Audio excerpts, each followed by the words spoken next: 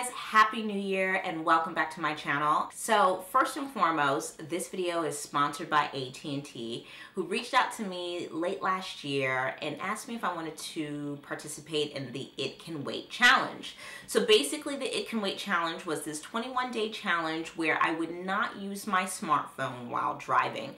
And I think this is a topic that has been around for years now, especially since the smartphone has become really popular. And I am somebody who is certainly guilty of it.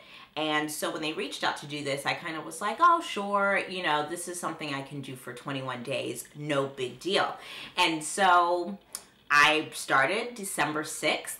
And that first week was super hard because I just was so used to checking my phone. I didn't even realize it. Like, I consider myself a pretty safe driver. You know, I have a 3-year-old. I'm about to give birth pretty soon to my second child. So I really felt like I was like the safe driver. But even when I would stop at like green lights and stuff like that, I would check my phone.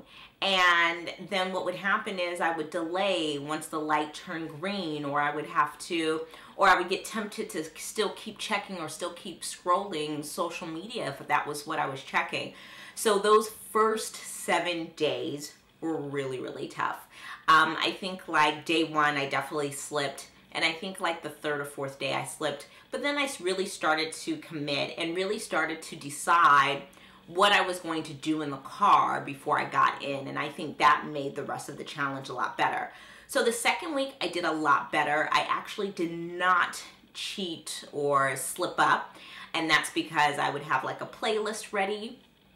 And to be really honest, this was so great because it actually forced me to talk to my daughter, you know, which I do talk to my daughter, but now we really have these awesome talks in the morning when we head on over to school. And you know, I drop her off to school every morning, and it's really a short drive, which is another reason to validate why it's like, oh, well, it's not too long of a drive.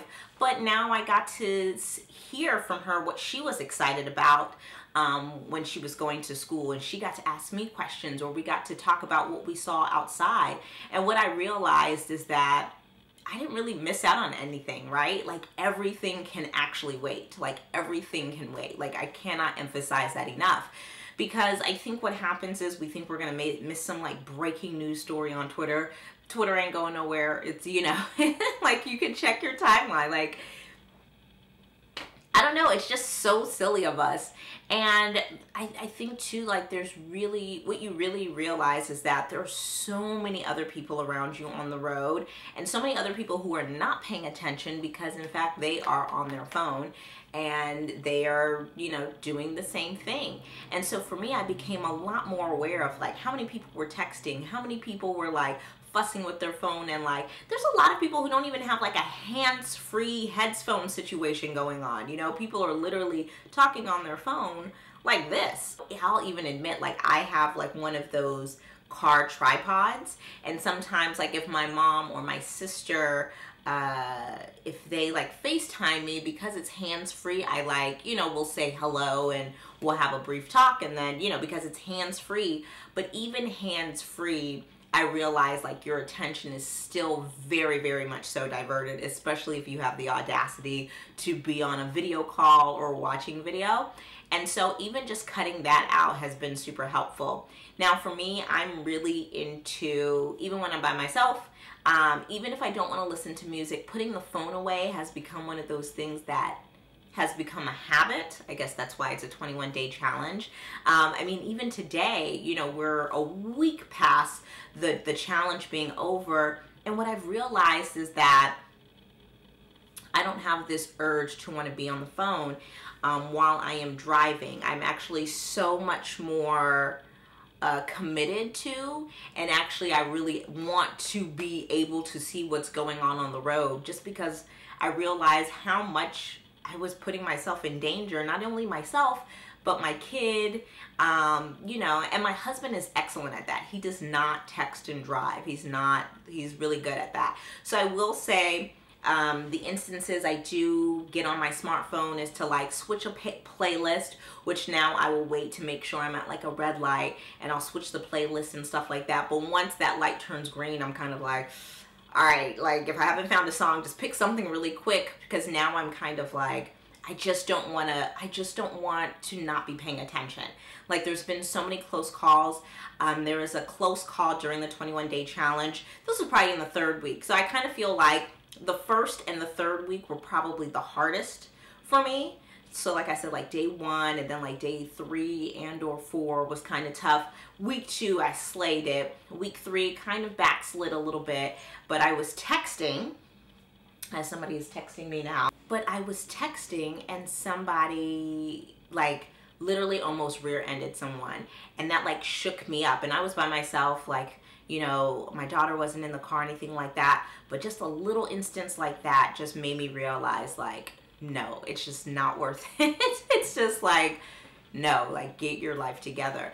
And so, like I said, if I'm not listening to a podcast, an audiobook, I can't even tell you like how many audiobooks and podcasts I was able to consume. And to tell you the truth, probably got a lot smarter during this challenge, because I wasn't busy scrolling through my timeline where half of the people are talking about nonsense, but was really able to like pour into myself while I was on those commutes. Here in Atlanta, you know, traffic is super, super, super thick.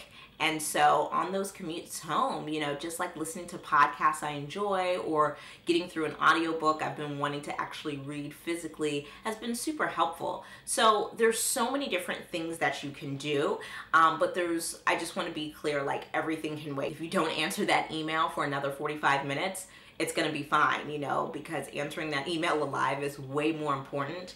And like, you're not immune. For whatever reason, we all think we're like superheroes.